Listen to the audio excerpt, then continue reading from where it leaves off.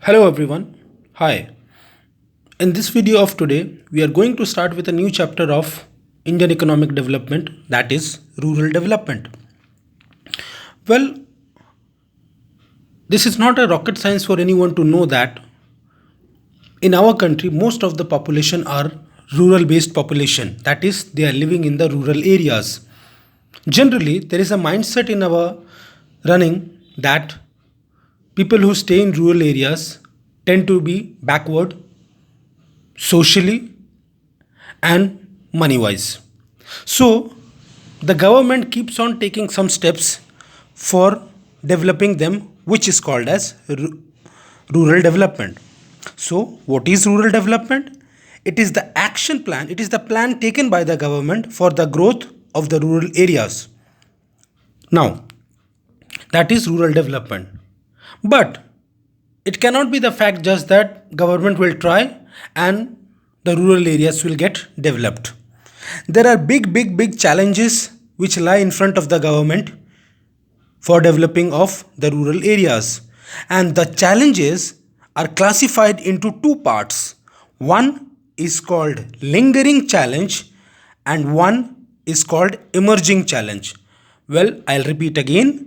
One challenge for development of rural areas is lingering challenge and one is emerging challenge. Under every challenge there are 2 points. Under lingering challenge 2 and under emerging challenges 2. So it makes there are 4 overall challenges. Now, in this video we are going to talk about the lingering challenges, which you can see over here has been written as lingering challenges of rural development.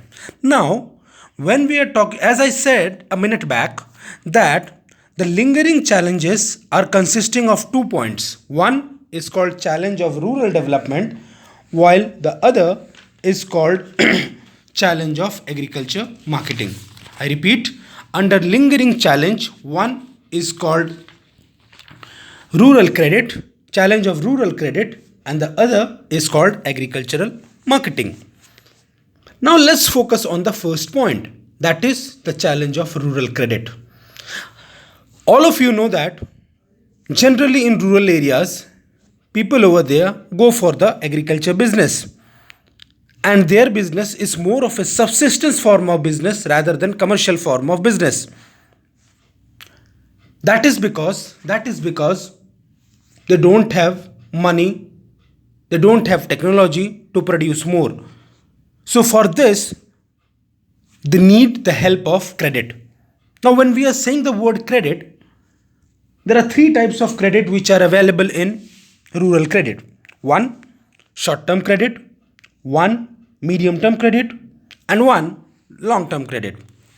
Now, short term credit is a credit which ranges for a period from 6 to 12 months, that is 1 year. That is, short term credit ranges from a period of half year to 1 year.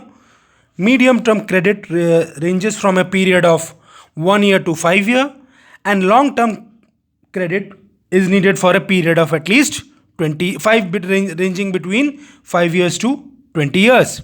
Now, when I say that the short period is ranging from 6 months to 1 year, it means that this credit is generally needed for purchasing inputs, fertilizers, payment of electricity bill, and all other small activities.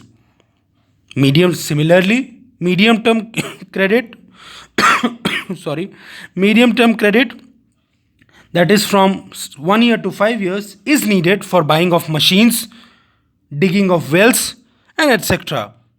And long term credit, that is from 5 years to 20 years, is needed when the farmer is intending to buy an additional land, when farmer is planning to buy an additional land.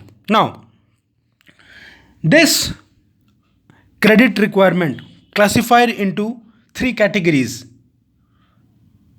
have also two sources. That is, rural credit has two sources: one, institutional source, and one, non institutional source. I'm sure all of you will be knowing that non institutional sources are those sources generally from where the farmer takes the loan, that is, money lenders, zamindars, and all those village people.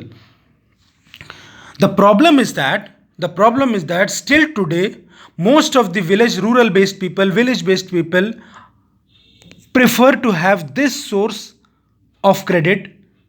It is almost even close to 80-90% where still people today, farmers today, prefer this source because over here they get money quickly, and also generally there are no security which is to be deposited. But with time, the dependency on non-institutional sources have reduced because the growth of institutional sources has been tremendous. And the institutional sources from where rural credit can be made available includes government, banks, and Grameen banks. Grameen banks are exclusive banks which has been introduced by the government particularly for the development of the Grameen area people. Commercial banks, all of you know, are just general banks which focus on giving loan to the people, the farmers. And third, the government. Government not only gives loan but also benefit but sorry one second but but also give them certain one second guys I'm extremely sorry for this unruly behavior of mine. Now, when I'm saying the government not only provide loans but also provide certain benefits like MSP and all, which you have heard long time back. I should not repeat it again and again. Now, this rural credit availability, three types of credit, two types of sources, are a challenge still because banks, cooperatives, Grameen banks have still not been able to reach to the poor people. Also, apart from this commercial banks, there is another institution that is called NABARD, National Bank for Agriculture and Rural Development, which has been set up by the government for working as an agency which provides credit in the rural areas. NABARD is a special agency which looks only into the agriculture perspective of the farmers. So this was about the problems of rural credit. Second problem I said which can come is agricultural marketing. Now, the big problem in rural development is agricultural marketing means that once that harvesting is done, the process which is done to before it comes to the market for sales, the process done after harvesting and before it comes to the market, which includes processing, grading, packaging, storing, and then finally bringing it to the market.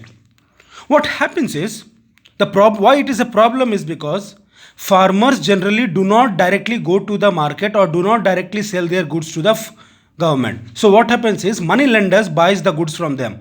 What happens is money lenders buys them from a very minimum price. Money lenders buys the goods, agricultural goods from the farmer at a very less price, and they sell it at a very high price in the market. There is one place in Maharashtra called as Nasik. I'm sure you'll be surprised that there is a place in Maharashtra called as Nasik where the production of onion is done the maximum in the entire country. Please check out what is the price the farmer gets for producing onion over there. The price that they get is very low compared to the price at which onion is sold in the market. This is the problem of agricultural marketing.